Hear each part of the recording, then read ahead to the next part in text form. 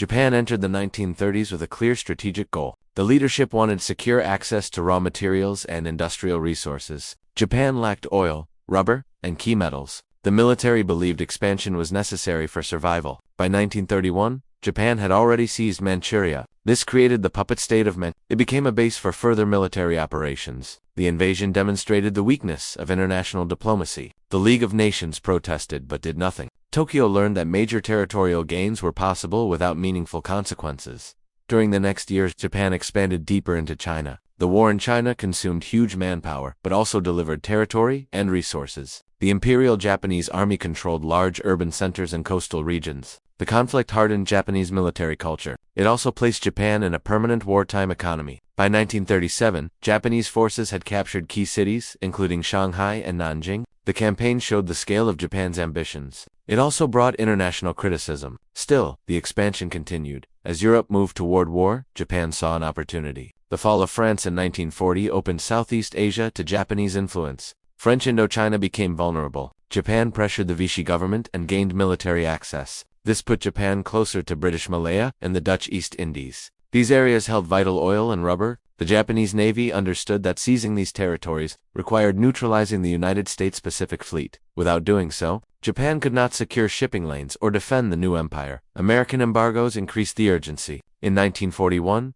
the United States restricted oil and steel exports to Japan. This threatened Japan's war machine. Tokyo faced a strategic choice: either withdraw from China or seize the resources of Southeast Asia by force. Withdrawal was politically impossible. The military saw war as the only path. Japanese planners developed a large offensive across the Pacific. Their objective was to destroy the American Pacific Fleet, secure defensive rings, and gain time to exploit resource zones. The attack on Pearl Harbor in December 1941 was the opening strike. It aimed to cripple American naval power. The attack destroyed battleships but failed to eliminate aircraft carriers. The carriers were not in port. Japan viewed this as acceptable risk. The leadership believed the United States would avoid a long war. They expected Americans to negotiate. This judgment was incorrect. The attack unified American public opinion and triggered full mobilization. After Pearl Harbor, Japan advanced rapidly. Japanese forces captured Hong Kong, Guam, Wake Island, and the Philippines. These victories created the appearance of unstoppable momentum. In Southeast Asia, Japan seized British, Malaya, and Singapore. The capture of Singapore was a major blow to British prestige. Japan continued toward the Dutch East Indies. The region held vital oil reserves. By early 1942, the Japanese military controlled large sections of maritime Southeast Asia. The empire now stretched across thousands of kilometers. Japan also advanced into the Central Pacific. Forces targeted island groups that could threaten supply lines. The objective was to create a defensive perimeter. This ring would be used to delay American counterattacks. The Navy believed that controlling the Central Islands would prevent the United States from launching large operations. The Japanese High Command expected a decisive naval battle somewhere within this perimeter. Their plan relied on superior pilot training and aggressive tactics.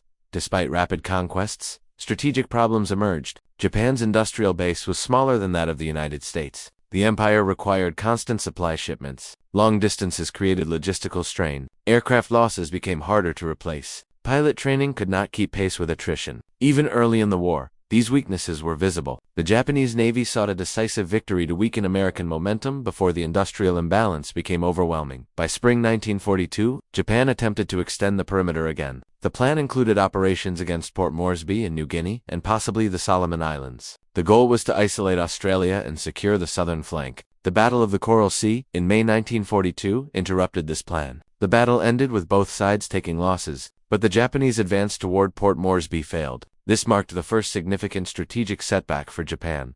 Despite this, Japanese leadership remained confident. They believed American carriers were weakened. The Navy sought to draw out and destroy remaining U.S. carriers in a decisive battle. Admiral Yamamoto developed a plan to attack Midway Atoll. Midway held strategic location. It was close enough to threaten Hawaii. It also provided early warning stations for the United States. Yamamoto expected that the U.S. Navy would defend Midway. This would allow Japan to ambush and destroy American carriers. The plan assumed surprise. It assumed intelligence superiority. It also assumed American weakness after early defeats. These assumptions were wrong. Unknown to the Japanese High Command, American cryptanalysts were reading parts of the Japanese Naval Code. The United States already understood that Japan was preparing a major operation. The target would soon be confirmed. Japanese expansion had reached its peak. The next phase of the war would show whether Japan could hold its vast empire or lose the initiative. American intelligence in the Pacific entered 1942 under heavy pressure. The early Japanese offensives created a rapidly shifting operational environment. The United States Navy needed fast, accurate information to counter an enemy that moved quickly across wide distances. Traditional reconnaissance was insufficient. Long-range patrol aircraft had limited coverage. Reports from surviving garrisons were inconsistent. The United States required a method to understand Japanese intentions before operations began. This pushed the Navy toward systematic code-breaking before the war. The United States had studied Japanese diplomatic and naval codes. The diplomatic system, known as Purple, had been partially solved, but naval codes were more complex. The most important was the operational code used by the Japanese Navy. American cryptanalysts designated it J. It contained long enciphered message groups that required significant effort to analyze. Progress was slow before Pearl Harbor. After the attack, cryptanalytic work intensified. The Navy's Combat Intelligence Unit in Hawaii became the center of the effort. It was led by Commander Joseph Roche. His team combined mathematical analysis, pattern recognition, and linguistic expertise. By early 1942, Rochefort's group had begun breaking enough code groups to extract fragments of operational meaning. These fragments did not reveal full orders, but they allowed the identification of recurring designators, movement patterns, and logistical preparations. Analysts compared decrypted segments with radio traffic volume. They watched for unusual communications. Sudden increases in encrypted traffic often indicated planning for major operations. In this early phase, intelligence was still incomplete, but it provided clues that Japanese forces were preparing additional offensives. The Battle of the Coral Sea offered the first major test. American codebreakers detected preparations for an operation against Port Moresby. This allowed Admiral Nimitz to reposition carriers to intercept the Japanese advance. The battle ended in a tactical draw, but Japan's strategic objective failed. The code-breaking success demonstrated the potential of U.S. intelligence. It also convinced Nimitz that cryptanalysis could reveal Japanese intentions with enough time to respond. After Coral Sea, he relied more heavily on intelligence estimates. Rochefort's team faced constant obstacles. The Japanese Navy periodically changed parts of the code. This forced analysts to rebuild reference tables and search for new patterns. The complexity of the system required round-the-clock work. Analysts used punch cards, frequency charts, and cross-indexing methods. Much of the work relied on deduction rather than complete decryption. The team searched for context, repetition, and structural markers inside long message strings. Over time, they identified unit identifiers, ship designators, and location codes. Each discovery expanded their ability to interpret later messages. American intelligence also gathered direction-finding data. Radio operators tracked the source of Japanese transmissions. This revealed approximate locations of major fleets. By comparing traffic levels with decoded fragments, analysts could estimate which units were preparing for deployment. This method required careful attention. The Pacific theater was vast. Misinterpretation could mislead operational decisions. Still, direction finding provided valuable strategic indicators. During spring 1942, analysts noticed increased Japanese communications related to a forthcoming operation. One geographic designator repeated frequently. Its identity was unclear. Analysts labeled it AF. The meaning of AF became the central question. It appeared in messages involving carrier groups and long-range planning. The Japanese Navy seemed to concentrate significant forces for this objective. Rochefort's team suspected AF was Midway Atoll. Other intelligence officers disagreed. Some believed AF referred to a location in the South Pacific. The uncertainty affected planning. Nimitz needed confirmation before committing his limited carriers.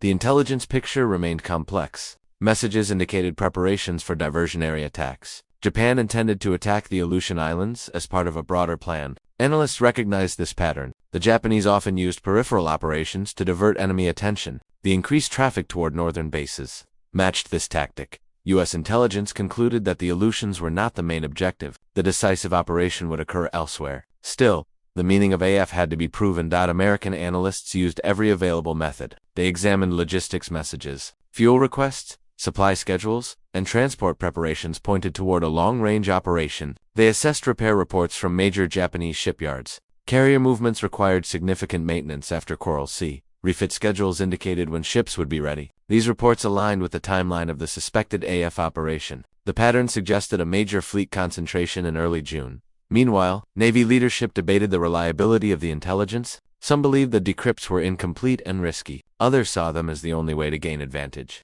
Nimitz evaluated the information carefully. He compared decoded fragments with reconnaissance reports from patrol aircraft near the Marshall Islands. The patrols confirmed increased Japanese activity. Nimitz leaned toward Rochefort's interpretation. Still, he demanded absolute confirmation before committing his carriers. To secure this confirmation, U.S. intelligence designed a deliberate test. They needed to force Japan to reveal the identity of AF through its own communications. The method would involve controlled misinformation. Analysts crafted a message reporting that Midway's water distillation system had failed. This message was sent in plain language. If Japanese intelligence intercepted it, they would report that AF was experiencing a water shortage. If such a message appeared in Japanese coded traffic, AF would be confirmed as Midway. The stage was set for a decisive breakthrough. American intelligence was about to prove whether their deductions were correct. The answer would determine the deployment of the entire U.S. carrier force. Midway hung in the balance. The work of cryptanalysts would shape the next phase of the Pacific War. The Japanese Navy relied on a layered communications system. The most important operational code was J.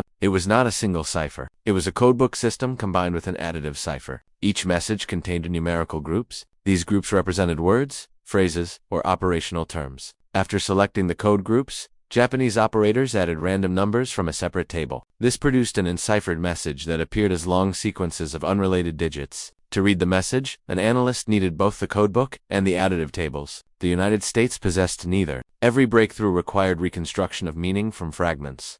Before the war, American cryptanalysts collected thousands of intercepts. These messages were stored even though they could not be read. Analysts hoped that patterns would appear over time. After Pearl Harbor, the need for rapid results intensified. Rochefort's team reviewed old intercepts and compared them with new ones. Repetition of code groups became important. If the same numerical group appeared in multiple contexts, analysts could infer structural meaning. Some groups represented common military terms such as aircraft, destroyer, or convoy. Once a few meanings were established, analysts used them as anchors for further reconstruction. The additive problem was more difficult. Additives masked the underlying code groups. The Japanese changed additive tables periodically. This forced analysts to detect when new tables came into use. They searched for statistical irregularities. If the distribution of digits shifted, it suggested a table change. Analysts then attempted to strip away additives by comparing related messages. They used traffic sent close together in time, or traffic involving similar units. If two messages shared additive patterns, partial recovery became possible. Removing additives allowed analysts to glimpse the raw code groups beneath. Rochefort's team operated in a converted basement at Pearl Harbor. The space was cramped, hot, and poorly ventilated. Analysts worked long hours. They sorted thousands of message fragments using punch cards. Each fragment was indexed by numerical pattern, context, and suspected meaning. As the index grew, analysts gained the ability to trace operational themes. For example, a recurring code group might appear near references to fuel or carriers. When such groups reappeared in new messages, analysts could link them to ongoing operations. By early 1942, analysts reconstructed enough of the codebook to extract partial messages. These partial decrypts provided clues. Some messages revealed movement of supply ships, others described assembly of task forces. Occasionally, analysts identified messages that referenced specific fleet commands. Each success expanded the analytical foundation. The more code groups they identified, the faster they could interpret future traffic. Breaking JN-25 required more than mathematics. Analysts needed understanding of Japanese naval doctrine. They studied Japanese exercises, fleet manuals, and pre-war publications. They learned the structure of carrier divisions, battleship groups, and submarine commands. With this knowledge, analysts could make better guesses about the meaning of ambiguous code groups. Context narrowed possibilities. When a message included references to aviation fuel, it likely involved carriers. When messages referenced heavy shells, they likely involved battleships. Doctrine provided structure, structure-guided interpretation. One major breakthrough involved identification of time expressions. Japanese messages used code groups to mark days and hours of operations. Analysts noticed that certain groups appeared before logistical planning messages. When matched with direction-finding data, these groups formed a pattern. Analysts realized they represented dates for planned operations. Once they solved several date groups, analysts could identify timelines for future Japanese actions. This gave the United States significant advantage. Another breakthrough involved fleet composition. Messages sometimes listed unit identifiers followed by groupings of ships. Although analysts did not know precise ship names, they recognized the patterns of carrier and battleship deployments. Combined with radio direction data, this revealed when air groups were preparing to embark or deploy. These signs appeared in the period leading to the Midway operation. Analysts observed that several elite carrier groups were preparing for long-range operations in early June. This matched the suspected timing of the AF objective. The process of code breaking was cumulative. Progress accelerated as more groups were identified. Analysts kept large wallboards that mapped connections between code groups. These boards displayed relationships between logistical terms, geographic designators, and fleet units. As new messages arrived, analysts searched for matches. Each match filled another gap in the codebook. Eventually, enough context existed to predict Japanese strategy, even when full decrypts were impossible. In the months before Midway, Japanese confidence in their codes remained high. They believed JN-25 was unbreakable. This belief came from the complexity of the system and the assumption that foreign analysts lacked linguistic understanding. Japan occasionally updated additive tables and issued new codes, but these changes were not coordinated. They also did not occur frequently enough to suppress analytic progress. Each update slowed analysts temporarily, but analysts rebuilt tables and restored partial decryption capacity. One key success was recognition of the AF designator. Analysts noticed that AF appeared in messages related to aviation units, supply shipments, and strategic preparations. These activities were consistent with preparations for a major assault. The team compared AF traffic with intelligence from reconnaissance reports. Midway matched the characteristics. It sat at a strategic point within range of Japanese carriers. It also housed airfields and submarine facilities. Japan had reason to attack it. Still,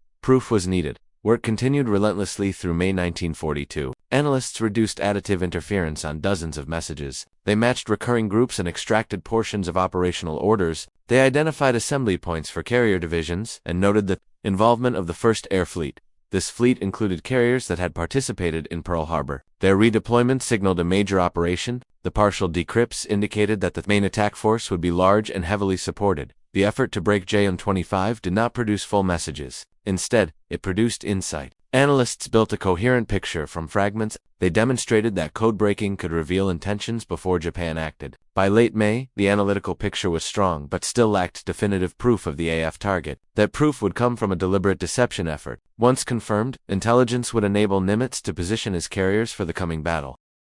By May 1942, American analysts were confident that AF represented Midway, but intelligence assessments required proof. Nimitz needed certainty before deploying the entire carrier force. A wrong interpretation could expose Pearl Harbor or the South Pacific to a Japanese strike. The ambiguity inside JN-25 traffic complicated matters. Analysts needed a method to force Japan to reveal the identity of AF. This led to one of the most significant deception operations of the Pacific. War. Commander Rochefort and Lieutenant Commander Jasper Holmes proposed a controlled message leak. The idea was simple. Midway would broadcast a plain language message reporting a breakdown in its water distillation plant. The message would state that Midway was short of fresh water and needed assistance. This information was not sensitive. Japanese intelligence routinely monitored American transmissions. If they intercepted this message, they might report the shortage to higher command. If such a report appeared in encrypted Japanese traffic, referencing AF, then AF would be confirmed as Midway. Nimitz approved the plan. The deception message was transmitted from Midway in late May. It stated that the island's distillation system was damaged and that freshwater supplies were running low. The message was crafted to appear routine. Japanese listening stations intercepted it. They likely forwarded the information to fleet headquarters. Analysts at Pearl Harbor waited to see whether the Japanese system would react. Within 24 hours, decrypted fragments from JN-25 revealed a significant confirmation. A Japanese message reported that AF is short of water. This direct reference indicated that Japanese intelligence linked Midway to the AF designator. The ambiguous geographic code was now solved. F was Midway. This confirmation allowed Nimitz to proceed with full planning for the defense. The intelligence validation represented a rare moment of clarity in an otherwise uncertain environment. With AF confirmed, analysts focused on the scale of the Japanese operation. Additional intercepts showed that multiple carrier divisions were involved. Analysts traced messages referencing air group preparations, ordnance loading, and sortie schedules. These messages suggested that Japan intended a major attack, not a minor raid. The involvement of the 1st Air Fleet indicated an operation on the scale of Pearl Harbor. Japanese communications revealed staging points in the Western Pacific. Direction-finding stations mapped approximate positions of key units. By combining this data, analysts estimated the operational plan. Messages involving diversionary actions confirmed additional details. The Japanese Navy prepared to attack the Aleutian Islands. This operation served as a distraction. Analysts recognized this pattern. Japan often used peripheral attacks to draw enemy forces away from the main objective. The Aleutian attack matched this tactic. U.S. intelligence assessed that the main operation would occur near Midway. Japan expected the United States to respond defensively. Their plan aimed to ambush the U.S. carrier fleet when it approached Midway. Analysts warned Nimitz that the Japanese expected to fight a decisive battle. Additional decrypts revealed logistical preparations. Messages referenced fuel loading schedules for carriers, battleships, and cruisers. Japan prepared supply ships for extended operations. Analysts tracked the departure of support vessels from Japanese home waters. These movements aligned with the estimated timeline for the Midway operation. Messages also indicated that Japanese air groups completed training cycles. Pilots practiced attack profiles on simulated island targets. This suggested coordinated strikes on airfields, fortifications, and supporting facilities. Analysts relayed these assessments to Nimitz. One important message described repair completion for certain carriers. After the Doolittle raid in Coral Sea, Japanese carriers required maintenance. Analysts noted reports that aviation elevators and flight deck sections were repaired by late May. This confirmed that major carriers would be operational in early June.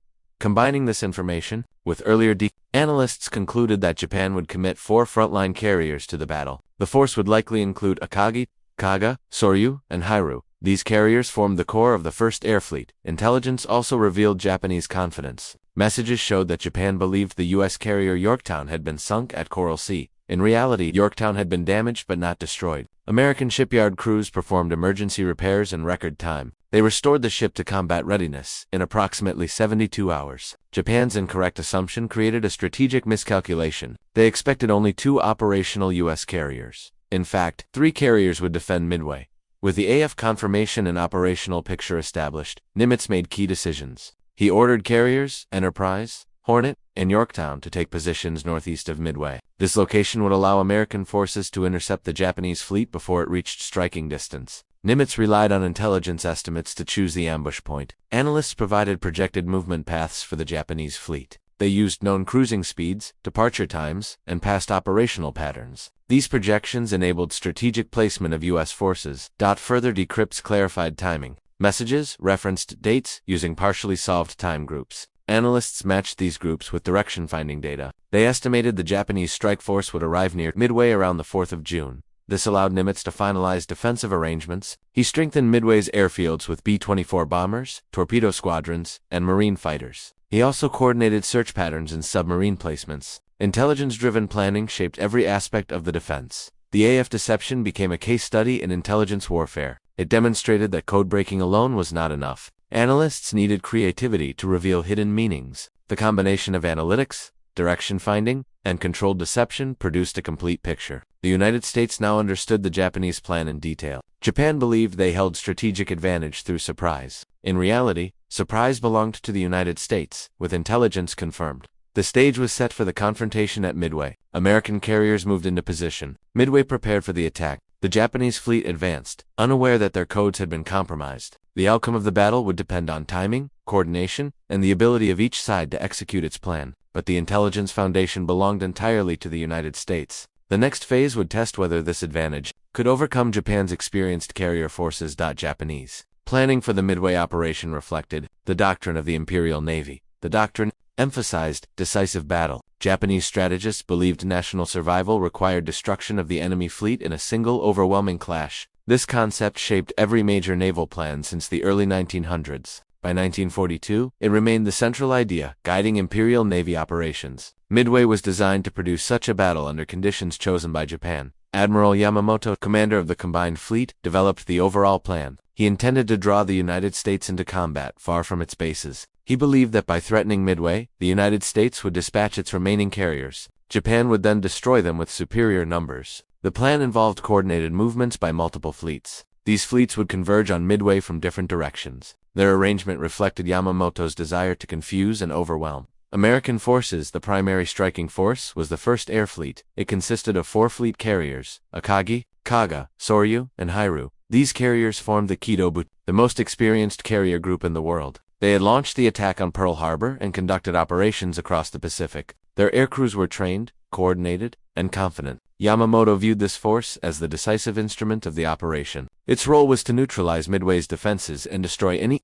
American carriers that appeared. The Midway plan involved several major components. First, the carrier strike force would attack Midway's airfields. This would suppress American aviation and reduce the island's ability to defend itself. Second, a large invasion force would approach Midway behind the carriers. The invasion force included troop transports, cruisers, and destroyers. Their objective was to occupy the atoll after air superiority was achieved. Third, a separate battleship force would position itself to intercept American reinforcements. Yamamoto believed battleships could play a decisive role once carriers weakened the enemy. In addition to these main components, Yamamoto included diversionary operations. An attack on the Aleutian Islands was planned to draw American attention away from Midway. Japanese forces would strike Dutch Harbor and occupy Attu and Kiska. This action served multiple purposes. It extended Japan's northern perimeter. It threatened Alaska. Most importantly, it aimed to confuse American commanders. Yamamoto expected the United States to split its forces between the North and Central Pacific.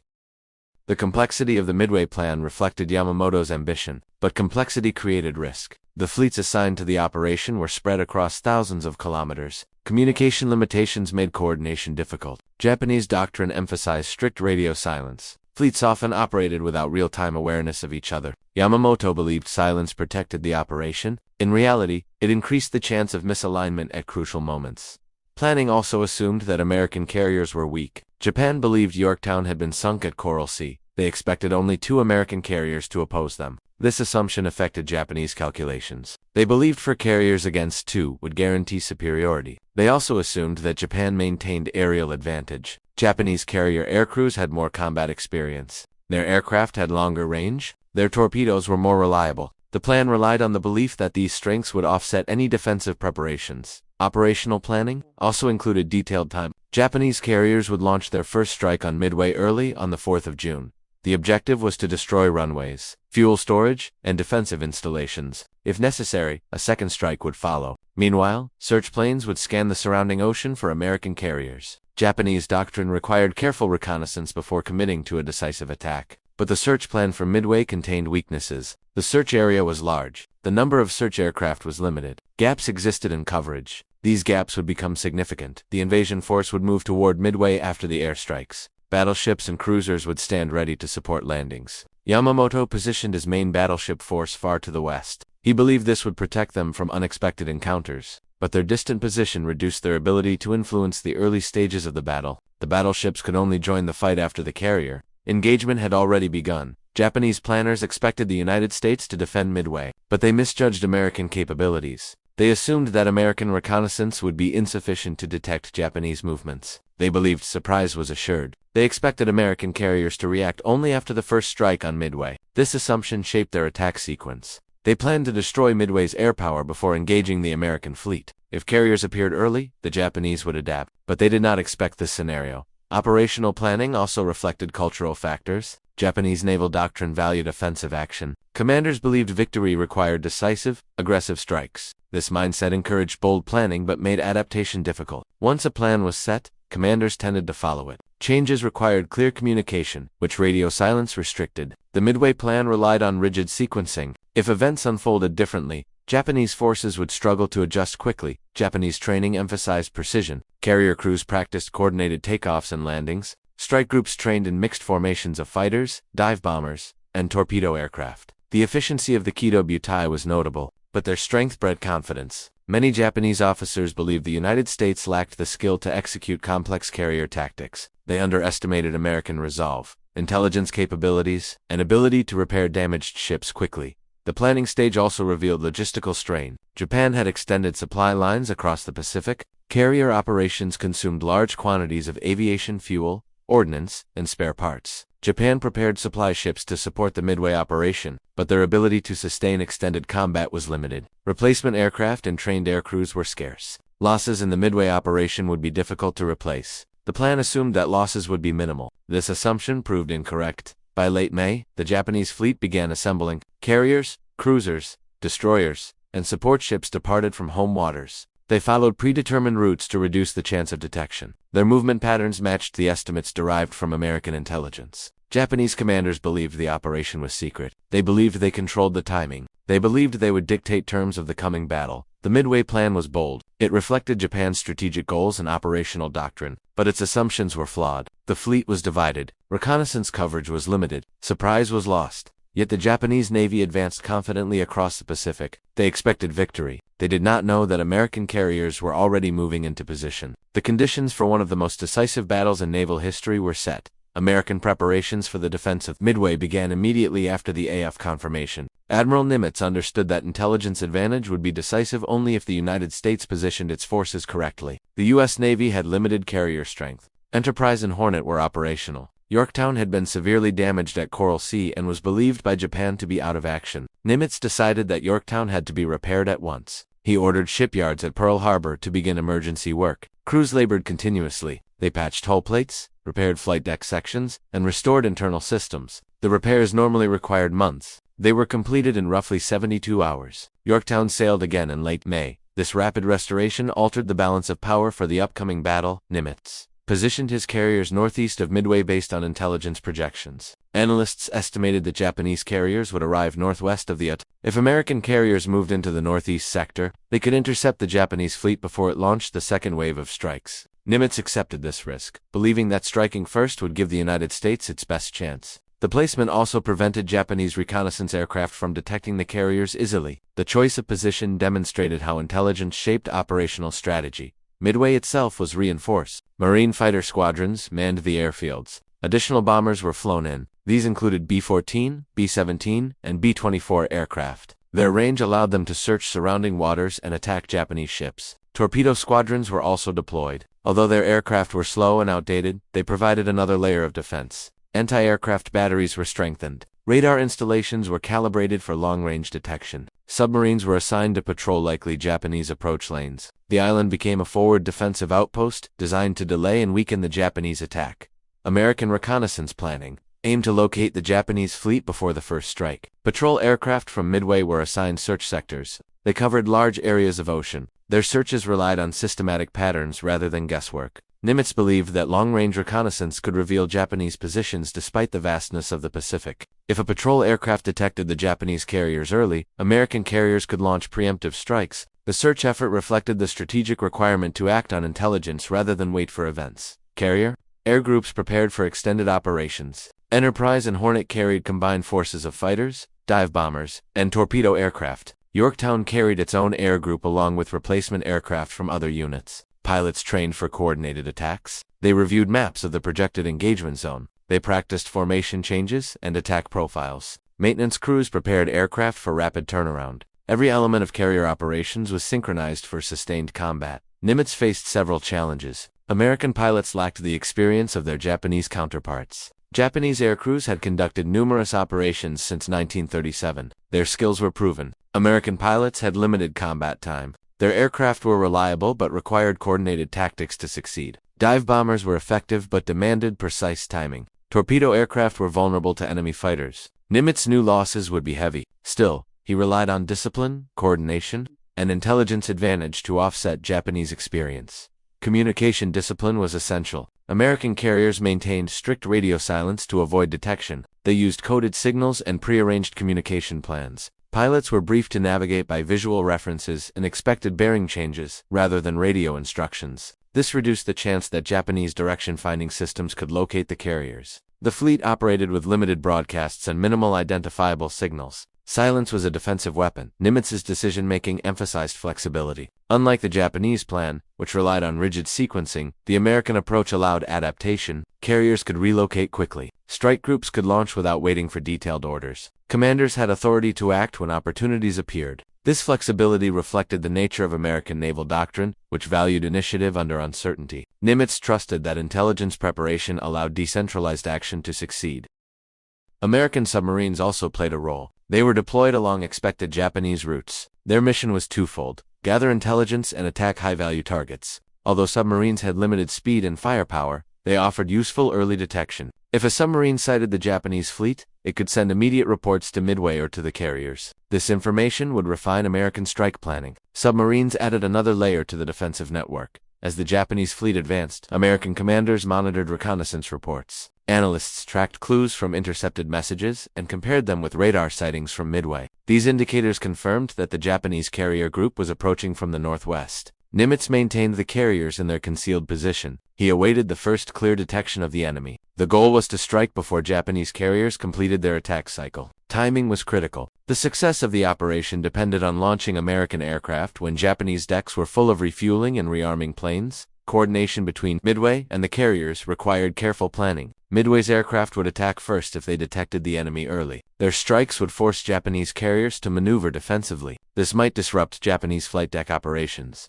American carrier aircraft would then attack during the window of vulnerability. Nimitz accepted that Midway's air units might suffer heavy losses. Their mission was to disrupt, delay, and force errors. Every minute gained increased the effectiveness of the carrier strikes. American expectations were realistic. They did not anticipate a flawless victory. They expected losses in aircraft, ships, and personnel. But they also recognized that destroying even one Japanese carrier would reduce Japan's offensive capability. Destroying multiple carriers would shift the balance of power in the Pacific. The goal was not merely to defend Midway but to break the momentum of the Japanese advance. Midway provided an opportunity. Intelligence made it possible. Execution would determine the result. As June approached, weather reports were monitored closely. Visibility could affect reconnaissance and strike accuracy. Sea conditions influenced launch procedures. American carriers maintained readiness to adjust position based on weather patterns. Nimitz used every tool available to refine the deployment. His decisions combined intelligence, tactical judgment, and calculated risk. He positioned the fleet to exploit the earliest possible strike window. By the 3rd of June, American forces were in place. Midway's airfields were fully manned. Patrol aircraft began systematic searches. Submarines reported movement patterns.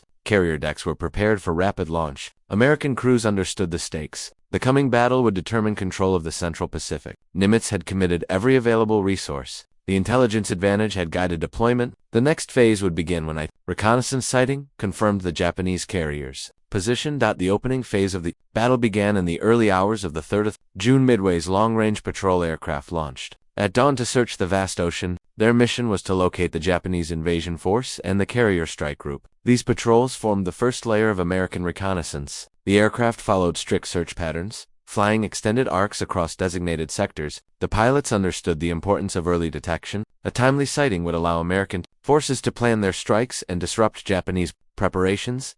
The first visual contact occurred on the afternoon of the 3rd of June. A B-24 bomber from Midway spotted elements of the Japanese invasion force approaching from the west. The report confirmed the presence of transports, cruisers, and destroyers. This force was responsible for capturing Midway after the airstrikes. Although the carriers were not sighted, the discovery validated the intelligence timeline. The invasion fleet was exactly where analysts expected it to be. American commanders now focused on locating the carrier group, which posed the primary threat. Shortly after the sighting, Midway launched a strike of B-24 bombers against the reported location of the invasion force. The attack had little effect. The bombers failed to score hits. Their high-altitude approach lacked precision. But the attack announced that American forces had detected the invasion fleet. The Japanese did not reveal concern. They believed the carriers remained undiscovered. Their confidence persisted. They expected to begin the main assault on the following morning during the night. American PBY Catalina flying boats performed additional searches. These aircraft had long endurance and could patrol for hours. Shortly after midnight, on the 4th of June, a Catalina detected the Japanese carrier force.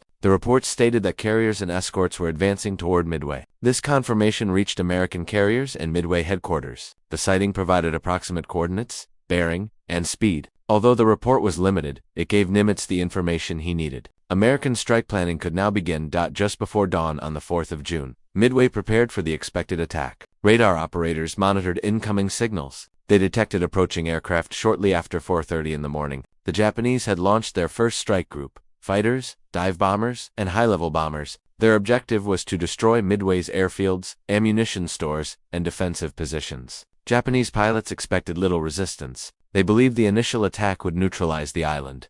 Midway responded quickly. Fighter squadrons scrambled to intercept the incoming formation. The Marine pilots faced overwhelming odds. Their aircraft were slower and less maneuverable than Japanese fighters. As they climbed to intercept, they encountered the escorting Zero fighters. The Japanese fighters engaged aggressively. Heavy losses followed. Midway's defensive fighters were outmatched. Despite this, they disrupted the Japanese formation and forced some bombers to alter attack profiles. At the same time, Midway launched all available bombers. The island's commanders understood that the best defense was to attack. They sent dive bombers, torpedo aircraft, and B-24 bombers toward the Japanese carriers. The goal was to force the Japanese carriers to maneuver defensively. This would slow their ability to coordinate follow-up strikes. The aircraft launched in separate groups, rather than a unified strike. Coordination was difficult from the island. Each group followed its own approach. The Japanese strike group reached Midway shortly after sunrise. They attacked in waves. Bombs struck fuel tanks, hangars, and storage areas. Runways were damaged but not destroyed.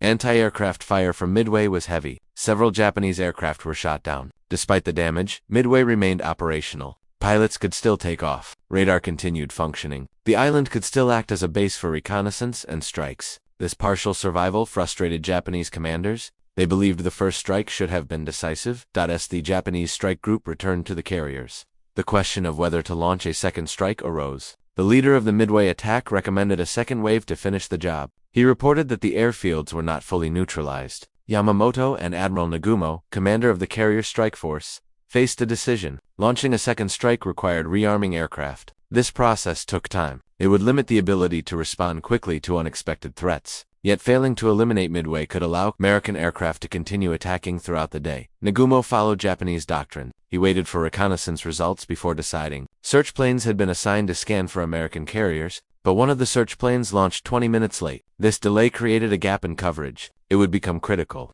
As the Japanese strike group recovered aboard the carriers, the search effort continued. The Japanese expected no American carriers in the area. Their mindset focused on preparing for a second strike on Midway. Meanwhile, the first Midway-launched strikes began reaching the Japanese fleet. These groups attacked separately and without coordination. Torpedo bombers made low-altitude runs toward the carriers. The Japanese fighters intercepted them. The slow torpedo aircraft suffered heavy losses. None of the torpedoes hit their targets. Dive bombers also attempted attacks, but coordination was poor. Japanese carriers maneuvered to avoid bombs. Anti-aircraft fire was accurate. The Midway strikes achieved no damage, but they had an important indirect effect. They forced the Japanese carriers to maneuver and delayed rearming cycles. As the morning progressed, the reconnaissance plane that had been delayed finally reported a sighting. The message indicated the presence of American ships. The initial report lacked detail. It did not specify whether carriers were present. Nagumo hesitated. Japanese doctrine required confirmation before launching a major strike. He waited for additional information. The lack of clarity created pressure. Meanwhile, aircraft recovered from the first Midway strike still needed to be refueled and rearmed. The flight decks were crowded. Inside the carriers, torpedoes and bombs were moved to prepare for possible new strikes. The American carriers, unseen by Japanese search planes, prepared their own strikes. Enterprise, Hornet, and Yorktown launched aircraft throughout the morning. Their strike groups flew toward the last reported position of the Japanese carriers. Pilots navigated over open ocean with no visual reference points. Some groups became separated. Uncertainty grew, but the American strikes were underway. Timing would determine their impact. The opening moves created confusion. Japanese commanders struggled to balance competing demands, launching a second strike on Midway, preparing for possible engagement with American carriers, and managing flight deck operations. American commanders faced their own uncertainties, locating the Japanese carriers, coordinating scattered strike groups, and avoiding early detection. Despite the challenges, both sides moved toward the decisive phase. The early hours revealed that intelligence, timing, and chance would shape the outcome of the battle. As the morning of the 4th of June advanced, the American carriers committed their strike groups to the search for the Japanese fleet. Enterprise and Hornet launched their aircraft first. Yorktown followed shortly after. The American intention was clear. They aimed to strike the Japanese carriers before these carriers could reorganize for a second wave against Midway, or launch an attack against the American fleet. Timing remained the central factor. The hope was that Japanese decks would be crowded with aircraft rearming and refueling.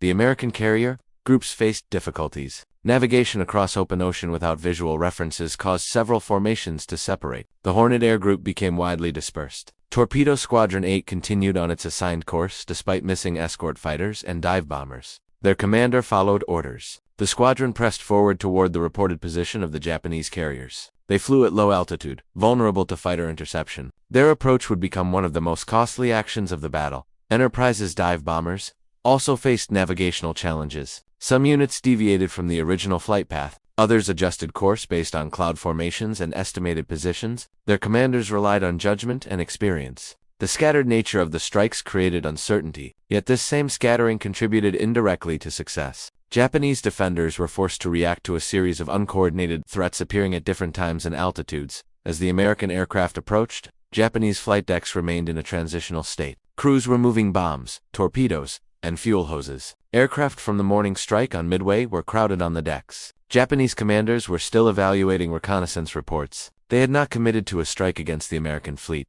The carriers were in a vulnerable configuration. Their defensive fighters were airborne but were not positioned optimally to intercept incoming waves from multiple directions. The first American attack to reach the Japanese fleet came from Torpedo Squadron 8. Their approach exposed them to intense defensive fire. Japanese fighters moved quickly to intercept. The slow American torpedo aircraft lacked maneuverability and speed. One by one, they were shot down. The squadron continued its attack despite heavy losses. Their torpedoes were launched under severe conditions. None found a target. Only one pilot from the squadron survived. Though the attack caused no physical damage, it disrupted Japanese defensive rhythms. Fighters descended to engage the torpedo bombers. This left the upper altitudes less protected. Yorktown's torpedo squadron arrived next. They faced the same difficulties. Their approach drew Japanese fighters lower. Anti-aircraft fire filled the air. Losses were heavy. Like the earlier attack, no torpedoes reached their targets. Yet the pattern repeated. Japanese fighters continued to descend to engage low-level threats. Defensive coverage became increasingly concentrated near sea level. Higher altitudes remained vulnerable. Meanwhile, the Japanese carriers maneuvered aggressively. They turned sharply to avoid torpedoes.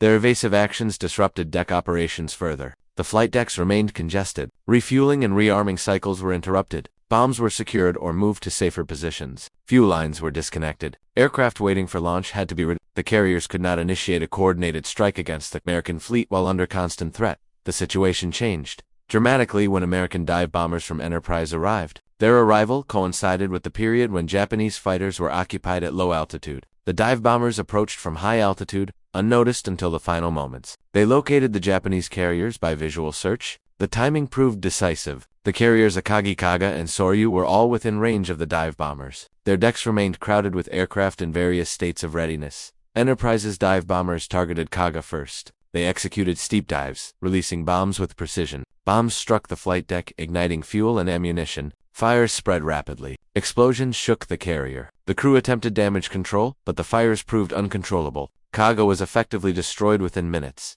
A second group of dive bombers targeted Akagi. A single bomb hit the flight deck near the midsection. It ignited fuel lines and ordnance. Fires spread through the carrier. The damage prevented Akagi from launching aircraft. The carrier soon became engulfed in flames. Despite attempts to save the ship, the decision was later made to abandon it. Yorktown's dive bombers struck Soryu. Their attack followed the same pattern. Bombs penetrated the hangar decks. Aircraft fuel and munitions exploded. The carrier suffered catastrophic damage. Crew members fought the fires, but the situation deteriorated rapidly. Soryu lost power and control. The ship was doomed. The simultaneous destruction of 3 fleet carriers transformed the battle in minutes. Japanese commanders faced a crisis. Their primary striking power had been eliminated. Only Hiryu remained operational. Hiryu launched counterstrikes against the American fleet. Her pilots located Yorktown and attacked. Bomb hits damaged Yorktown and temporarily disabled it. The Americans attempted rapid repairs. Yorktown resumed limited operations. Hiryu launched a second strike. Torpedoes struck the carrier, causing severe flooding. Yorktown lost propulsion. Her crew fought to save the ship. American reconnaissance eventually located Hiryu. Dive bombers from Enterprise and Hornet attacked. They scored multiple hits. Hiryu's flight deck was shattered. Fires spread quickly. The carrier lost operational capability. By the end of the day, Hiryu too was fatally damaged. The destruction of all 4 Japanese carriers marked the collapse of the Kido Butai's striking power. The carrier strikes represented the turning point of the battle. The combination of American intelligence, timing, and operational risk produced an outcome that no commander had fully anticipated. The Japanese fleet lost its core offensive capability. The American carriers survived long enough to secure strategic advantage. The next phase would involve understanding how the sudden shift affected Japanese operational planning and the broader course of the Pacific War. The destruction of Kaga and Soryu created an immediate and irreversible shift in the battle's dynamics. Within minutes, Japan lost 3 carriers that had formed the core of its offensive strength. The sudden collapse resulted from a combination of intelligence, advantage, timing, and tactical opportunity. American dive bombers had struck at the exact moment when Japanese carriers were least able to defend themselves. Their flight decks were cluttered with aircraft, fuel hoses, and ordnance. Fires spread rapidly. The losses placed Japan at a severe operational disadvantage. Despite this setback, Japanese commanders acted quickly. Hiryu, the last surviving operational carrier, assumed the offensive role. Its air group launched a strike against the American fleet. Hiryu's pilots were experienced and determined. They located Yorktown. The first attack included dive bombers escorted by fighters. Their bombs penetrated the flight deck. Explosions damaged the carrier's internal compartments. Fires began to spread. The crew responded with disciplined control measures. They contained the fire and restored limited flight operations. Yorktown survived the first strike. Hiryu launched a second wave soon afterward. This strike included torpedo bombers. They approached at low altitude. Yorktown maneuvered to avoid the torpedoes. Despite evasive actions, 2 torpedoes struck the carrier. The impact caused severe flooding. Yorktown lost speed and then propulsion. Stability decreased. The crew worked to manage the flooding. Damage control teams attempted to restore power. Their efforts prevented immediate sinking, but the carrier could no longer launch aircraft. Yorktown became a drifting target. The American fleet recognized the threat posed by Hiryu commanders. ordered reconnaissance to locate the last Japanese carrier. Aircraft from Enterprise and Hornet searched the area. They found Hiryu late in the afternoon. She maneuvered with her escorts, attempting to avoid detection, but the search pattern was extensive. Once sighted, American dive bombers prepared for attack. The strike group approached from altitude. They executed coordinated dives. Bombs hit Hiryu's flight deck and hangar spaces. Fires ignited instantly. Hiryu lost all ability to conduct flight operations. The damage was fatal. With Hiru disabled, the Japanese lost their final offensive platform. All 4 carriers committed to the Midway operation were now destroyed or beyond recovery. The scale of the defeat was unprecedented for the Japanese Navy. The Kido Butai, which had dominated the Pacific in the early months of the war, no longer existed as an operational force. The loss of trained pilots, flight deck crews, and irreplaceable aircraft further compounded the strategic damage. Japan's carrier air power could not be rebuilt quickly. American commanders recognized the importance of the moment, but remained cautious. They understood that other Japanese forces remained in the area. Battleships, cruisers, and submarines still posed threats. The Japanese invasion force also continued its approach. Yet the elimination of the carriers meant the invasion could not succeed. Without air superiority, Japanese ground forces would be vulnerable. Carrier strikes were essential for covering landings. Their absence forced Japanese commanders to reconsider their plans. As night approached, Yamamoto evaluated the situation. He understood the magnitude of the losses. The destruction of 4 carriers meant the operation's objectives were unattainable. He ordered a withdrawal. His plan to lure American carriers into a decisive battle had failed. Instead, Japan had suffered a decisive defeat. The surviving ships retreated westward. The Aleutian diversion continued, but it held no strategic value after the main operation collapsed. American ships and aircraft maintained pressure. Submarines shadowed the retreating Japanese forces. Surface ships prepared for potential engagements. But the primary objective had been achieved. The threat to Midway was neutralized. American carriers had survived. Midway remained operational. The balance of naval power shifted toward the United States. The impact of the turning point extended beyond the immediate battle. The loss of experienced Japanese pilots was critical. Japan's training programs could not replace them quickly. Their combat skills had been developed over years of operations in China and the Pacific. Each carrier lost dozens of skilled aviators. Japan's ability to conduct future carrier-based operations declined sharply. Replacement pilots lacked experience. They could not match the proficiency of the lost air crews. The United States, by contrast, had begun expanding its training programs. New pilots and aircraft were entering service steadily. American industrial capacity supported rapid production of replacements. The loss of Yorktown, though significant, did not alter the long-term balance. Additional carriers were already under construction. More would enter the fleet within months. The United States could absorb losses. Japan could not. The turning point also affected command strategies. Japanese confidence in decisive battle doctrine weakened. The plan to lure the United States into disadvantageous positions no longer seemed viable. American commanders gained confidence in their operational methods. They saw the value of intelligence-driven planning, flexible tactics, and coordinated carrier operations. Midway showed that the United States could challenge and defeat Japan's veteran carrier forces. The psychological impact on both sides was significant. Japanese morale suffered. The loss of the carriers shocked naval commanders. The Kido Butai had symbolized Japan's naval dominance. Its destruction forced a reassessment of strategy. Conversely, American morale improved. Midway demonstrated that the Pacific War could be won through sustained planning and execution. The victory strengthened public support for the war effort. It also reinforced belief in the capabilities of American naval forces. Midway marked the point where initiative shifted decisively. Before the battle, Japan dictated operations across the Pacific. After Midway, the United States held the strategic advantage. Japan would fight defensively for the remainder of the war. The consequences of this shift would influence every subsequent campaign. The turning point at Midway was not only a tactical victory but a strategic transformation that reshaped the course of the conflict. The destruction of the Japanese carrier force created an immediate collapse of the operational plan. Yamamoto's carefully constructed sequence of actions depended on the First Air Fleet maintaining air superiority. Without the carriers, the invasion of Midway became impossible. The Japanese fleet structure, designed for coordinated action, could no longer operate effectively. Each component lost its purpose when the carriers were eliminated.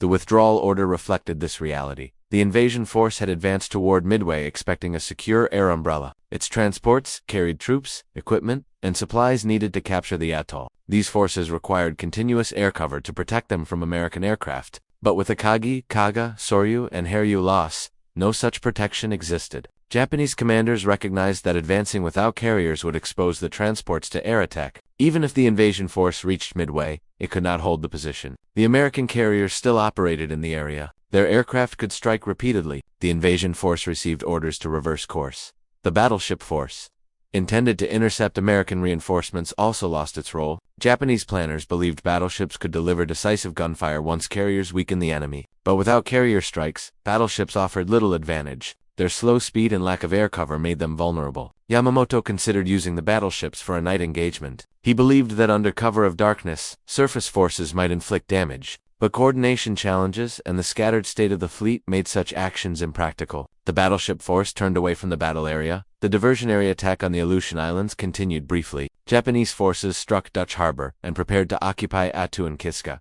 These actions had no effect on the outcome at Midway. The diversion no longer served its intended purpose. American forces did not split their attention. Instead, they used intelligence to remain focused on the main threat. The Aleutian operation became isolated and strategically meaningless. It consumed resources without altering the broader situation. Yamamoto attempted to salvage the operation. He ordered scattered units to regroup. He considered drawing the American fleet into pursuit, but the distances were too great. Communications remained difficult. The surprise and coordination needed for a counterattack no longer existed. The combined fleet retreated towards safer waters. Their withdrawal conceded the Central Pacific. The failure of the operation became clear. The collapse of the Japanese plan highlighted several strategic weaknesses. First, Japanese planning assumed surprise. They believed their codes were secure. They expected reconnaissance to detect American carriers before launching strikes. But American intelligence undermined these assumptions. U.S. commanders positioned their carriers based on decrypted messages. The Japanese never anticipated this advantage. Surprise, believed to be in Japan's favor, belonged instead to the United States.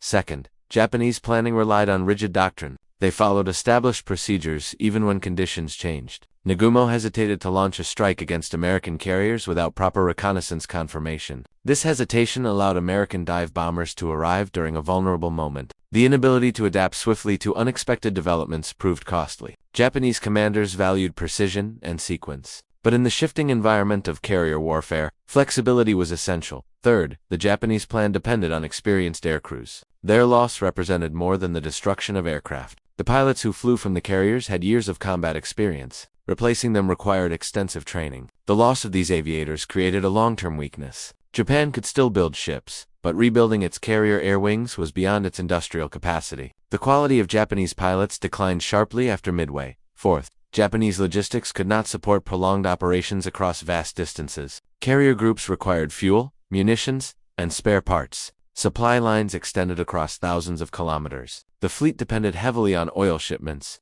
Midway revealed the difficulty of sustaining such operations without losing momentum. Japan's industrial capacity could not compete with that of the United States. The defeat at Midway accelerated the decline of Japanese operational reach. Fifth, the complexity of the plan contributed to its failure. The Japanese fleet operated in dispersed formations. Communication between these groups relied on radio signals restricted by doctrine. Yamamoto's desire to protect operational secrecy limited real-time coordination. When circumstances changed, Japanese commanders could not respond quickly. The distributed nature of the fleet, which was intended to confuse the enemy, instead hindered Japan's own effectiveness.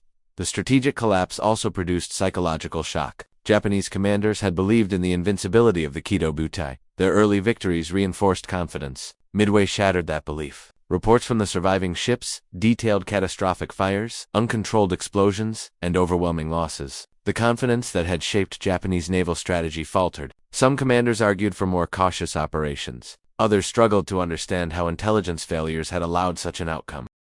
American commanders recognized the broader implications. The destruction of 4 Japanese carriers reduced Japan's offensive capabilities dramatically. It shifted the balance of air power in the Pacific. The United States could now move from a defensive posture to an offensive one. Midway created an opportunity for future operations in the Solomon Islands and New Guinea. The Central Pacific, once dominated by Japanese carriers, now offered pathways for American advance.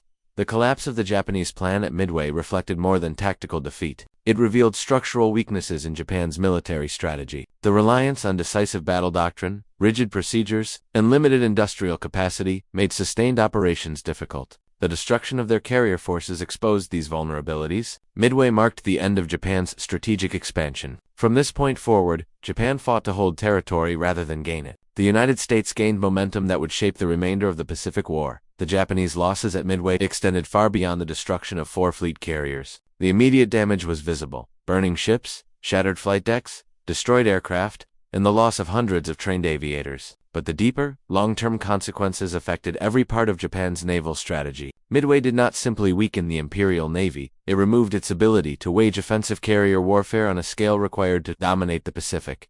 The most significant loss was the destruction of Kaga, Soyu, and Hiryu. These carriers had formed the backbone of the Kido Butai. Their hangars stored the aircraft that had attacked Pearl Harbor and supported operations across Southeast Asia and the Indian Ocean. Their air wings contained elite pilots trained through years of combat experience. Their maintenance crews and deck officers were among the most skilled in naval aviation. The sudden elimination of these assets created an operational vacuum that Japan could not fill. Aircraft losses were severe. Each carrier carried dozens of fighters, dive bombers, and torpedo bombers. Most were destroyed in the strikes or lost during recovery attempts. Replacement aircraft existed, but production could not match American output. Japan's industrial base lacked the capacity to manufacture aircraft at the speed required to sustain prolonged carrier operations. Factories struggled to produce engines, airframes, and replacement parts. Midway accelerated shortages already emerging in Japanese aviation logistics. The loss of trained pilots was even more damaging. Japan's naval aviators were the product of a long and selective training process. The program emphasized precision, discipline, and advanced combat skills. Graduation required extensive flight hours. This created a corps of elite pilots, but the limited scale of the training system restricted throughput. When Midway removed many of these pilots in a single day, Japan faced a crisis. Replacements lacked the experience and training required to match American pilots entering service in increasing numbers. The gap widened as the war progressed. Damage extended beyond the carriers. Several cruisers and destroyers suffered losses while attempting rescue operations. Fuel reserves were depleted. Morale within the fleet declined. Command cohesion weakened. Reports sent to Tokyo described scenes of heavy fire, uncontrolled explosions, and aircrews unable to escape burning flight decks. These accounts demonstrated the vulnerability of Japanese carrier design. High concentrations of fuel, munitions, and aircraft on tightly packed hangar decks increased the risk of catastrophic fires. Midway revealed this structural weakness. The loss of Yorktown, although significant for the United States, did not alter American strategy. Yorktown had already absorbed heavy damage at Coral Sea. The repairs before Midway allowed it to participate in the battle. After suffering additional torpedo hits from a Japanese submarine during salvage operations, Yorktown sank.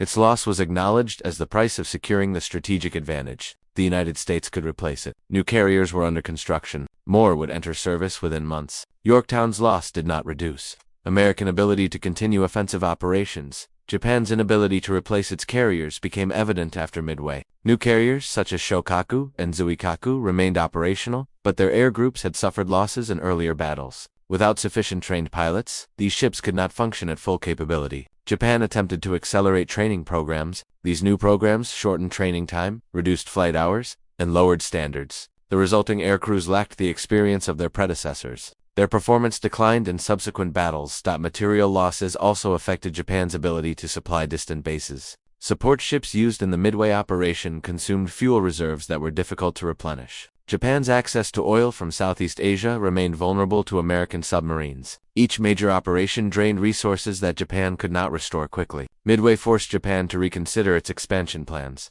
The empire required defensive measures rather than offensive advances. Another consequence involved command confidence. The combined fleet had believed that decisive battle doctrine would ensure victory. This doctrine relied on coordinated movements and superior training. Midway exposed flaws in this approach. The doctrine assumed that Japan could dictate the terms of battle. It underestimated the value of intelligence. It assumed American forces lacked the experience to challenge Japan's elite carriers. After Midway, these assumptions could not be sustained. Commanders debated whether future operations should remain aggressive or shift toward defense. Japanese technological shortcomings became more apparent. Torpedoes and aircraft lacked the reliability and durability needed for prolonged engagements. Anti-aircraft systems were less effective than those of the United States. Radar technology lagged. Communication protocols restricted rapid adaptation. Japan entered Midway with confidence in its equipment. It exited with a deeper understanding of its technological disadvantage. The consequences influenced future engagements, particularly in the Solomon Islands campaign. American gains extended beyond the destruction of Japanese assets. Midway strengthened American determination. The victory demonstrated the effectiveness of coordinated carrier operations, dive bomber tactics, and intelligence integration. It validated the decision to focus on aircraft carriers rather than battleships. The United States continued expanding carrier production, pilot training, and logistical infrastructure. Midway accelerated the shift toward Carrier-dominated naval warfare. The battle also revealed weaknesses in American torpedo technology. Torpedo squadrons suffered heavy losses and achieved no hits. American commanders recognized the need for improved torpedoes, revised tactics, and better coordination between torpedo aircraft and dive bombers. These lessons shaped future operations. American naval aviation evolved rapidly after Midway. Japan's losses at Midway were not limited to hardware or personnel. The psychological impact affected the entire command structure. Officers who had once believed in the superiority of Japanese naval aviation now questioned their assumptions. The loss of so many skilled aviators created fear that future operations could not be sustained. Morale declined among surviving pilots. They faced increasing fatigue, fewer replacements,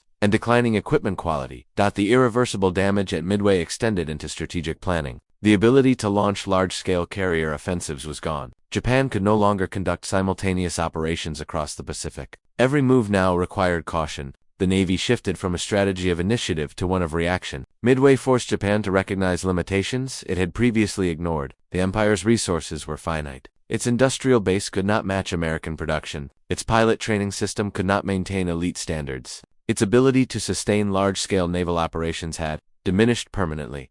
The long-term consequences of the losses at Midway shaped the remainder of the war. Japan struggled to regain momentum. Each subsequent battle revealed reduced capability. Midway represented more than a tactical victory. It marked the point where Japanese naval aviation ceased to function as an effective strategic tool. The damage could not be reversed. The outcome defined the future course of the Pacific War. The Battle of Midway reshaped the strategic environment of the Pacific War in ways that extended far beyond the loss of 4 Japanese carriers. It marked a structural shift in operational momentum, industrial balance, doctrinal confidence, and command initiative. Before Midway, Japan dictated the direction of the war. Its carrier groups struck across vast distances, capturing territory and disrupting Allied defenses. After Midway, that momentum ended. Japan moved from offensive expansion to defensive preservation. The transition defined the conflict's remaining years. The most immediate long-term impact was the permanent reduction of Japan's naval aviation capability. Japan entered 1942 with the strongest carrier strike force in the world. The Kido Butai had executed complex operations from Pearl Harbor to the Indian Ocean. Its destruction removed the only tool capable of challenging American industrial expansion. Japan attempted to rebuild. It accelerated carrier construction and pilot training, but the scale of loss was too great. Industrial limitations prevented rapid replacement of large carriers. Training programs produced inexperienced aviators. These replacements lacked the skill necessary to execute multi-phase carrier operations. As the war continued, the gap between American and Japanese naval aviation widened dramatically. Midway also altered American strategic planning. The victory confirmed that carrier warfare was the dominant form of naval power. Battleships no longer determined outcomes. The United States shifted resources toward building fleet carriers, light carriers, and escort carriers. Industrial output increased. Shipyards produced vessels in numbers unmatched by any other nation. Midway validated the integration of intelligence, aviation, and flexible command structures. These principles guided American operations in the Solomon Islands, the Central Pacific, and ultimately the approach toward Japan. The psychological effect of Midway influenced both sides. American morale rose sharply. A nation still recovering from Pearl Harbor gained confidence in its military capabilities. Midway demonstrated that disciplined planning, intelligence, analysis, and coordinated strikes could overcome experienced enemy forces. Public support for the war effort strengthened. Conversely, Japanese morale suffered. The belief in the superiority of Japanese naval aviation had shaped strategic thinking since the 1930s. Midway shattered this belief. Commanders recognized that earlier successes had masked structural weaknesses. The shock influenced decisions. Japanese planners became more cautious. Their strategies shifted away from large-scale, decisive engagements. Operationally, Midway disrupted Japanese planning for the remainder of the year. Japan had intended to extend its defensive perimeter deeper into the Pacific. The loss of carriers halted these ambitions. Instead, Japan focused on maintaining control of existing territory. This defensive stance created opportunities for the United States. The Allies initiated the Guadalcanal campaign 2 months after Midway. Guadalcanal marked the beginning of a sustained American offensive. It forced Japan into prolonged ground, air, and naval battles it could not sustain. The shift in initiative was direct. Midway had removed the forces Japan would have used to challenge the Guadalcanal landings. Midway also demonstrated the decisive value of intelligence. American success relied on code-breaking, direction-finding, and careful analysis of Japanese communications. This experience shaped U.S. intelligence practices for the rest of the war. The Navy expanded cryptanalytic teams, improved radio intercept systems, and integrated intelligence more deeply into operational planning. Intelligence became a strategic asset rather than a supporting function. The coordination between analysts and commanders grew tighter. Future operations benefited from these practices, including campaigns in the Gilberts, Marshalls, Marianas, and Philippines. For Japan, the loss of experienced aviators created an irreversible decline in combat capability. Carrier battles fought later in the war demonstrated this trend.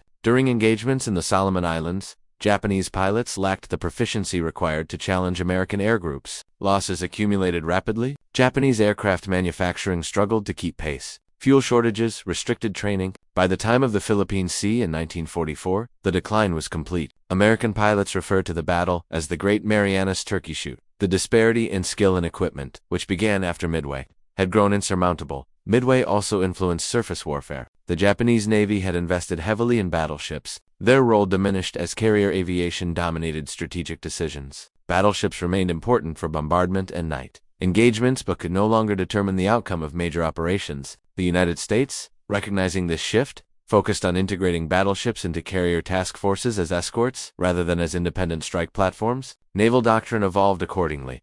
The industrial implications were profound. Japan's economy could not replace losses at the rate required for sustained conflict. American industry, by contrast, expanded continuously. Shipyards produced carriers, destroyers, submarines, and support vessels in vast numbers. Aircraft factories delivered new models with improved performance. Logistics chains extended across the Pacific. Midway allowed this industrial advantage to translate directly into operational superiority. Each subsequent campaign demonstrated the depth of American production capacity. American submarine warfare also benefited from the strategic shift. As Japan retreated, submarine patrols intensified along shipping routes. The destruction of carriers limited Japan's ability to protect convoys. Submarines attacked transports carrying oil, troops, and industrial goods. These losses weakened Japan's ability to sustain military operations. Midway indirectly strengthened the effectiveness of submarine strategy by removing Japan's ability to project naval air cover over long distances. Politically, Midway strengthened Allied cooperation. The victory reassured Allied leaders that the Pacific War could be won. American commanders demonstrated that coordinated operations across air, sea, and intelligence domains were effective. This encouraged continued support for joint planning and resource allocation. Midway also influenced British and Australian strategic assessments. They recognized the shifting balance and increased cooperation with American military efforts. The battle's long-term legacy extended into post-war military doctrine. Midway became a case study in carrier warfare, operational intelligence, deception, and risk management. Naval academies analyzed its lessons for decades. The principles derived from Midway-shaped naval aviation training, carrier strike group design, and joint command structures in later conflicts. The importance of signal intelligence emerged as a defining factor in modern warfare. Midway's strategic impact was irreversible. The destruction of 4 Japanese carriers ended Japan's ability to control operational tempo. The United States moved to sustained offensive action. Japanese forces faced a war of attrition they could not win. The industrial, tactical, and doctrinal advantages of the United States became increasingly dominant. Midway marked the beginning of Japan's long retreat across the Pacific. Each subsequent battle reflected the consequences of that single decisive engagement. In summary, the Battle of Midway transformed the Pacific War. It shifted initiative, reshaped doctrine, exposed industrial disparities, and set the stage for Allied victory. The long-term impact extended far beyond the immediate tactical outcome. It defined the strategic path that led to Japan's eventual defeat. Midway demonstrated that intelligence, preparation, and decisive action could alter the course of a global conflict. Its legacy endures as one of the most significant turning points in military history.